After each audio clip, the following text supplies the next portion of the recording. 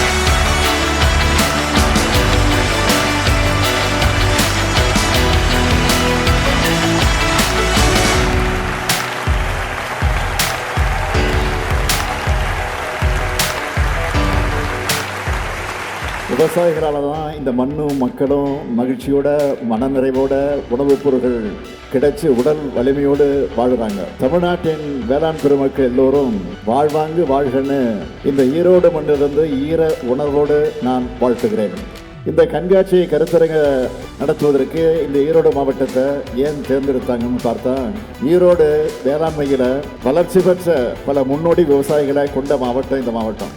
இந்தியாவோட மஞ்சள் மாநகரம் ஈரோடு. ஆட்சி பொறுப்பேற்றதுமே முதல் வேலையா வேளாண்மை துறைன்னு சொல்லாம உழவர் நலனையும் உள்ளடக்கினதா இருக்கணும்னு வேளாண்மை உழவர் நலத்துறை அப்படின்னு பெயரை மாற்றணும். அந்த மாற்றத்திற்கு ஏற்ப உழவர் நலன் காக்கும் பல்வேறு திட்டங்களையும் வகுத்து செயல்படுத்திக்கிட்டு வரோம். தமிழ்நாடு முழுக்க 2 லட்சம் இலவச வேளாண் மின் இணைப்புகள் வழங்க அறிவிக்கப்பட்டு இதுவரை 1,84,000 இணைப்புகள் 2,184 கோடி ரூபாய் செலவில் வழங்கப்பட்டிருக்கிறது நான் பெருமையோடு தெரிவிக்க விரும்புகிறேன். மீண்டும் நம்ம திராவிட மாடல் 2.0 ஆட்சிதான் அமையும். அதுக்கு உழவர்களை காக்கக்கூடிய இந்த அரசுக்கு உழவர் பெருமக்கள் அனைவரும் உற்ற துணையாக இருக்க வேண்டும் என்று உங்களை அன்போடு கேட்டு விடைபெறுகிறேன். நன்றி, வணக்கம்.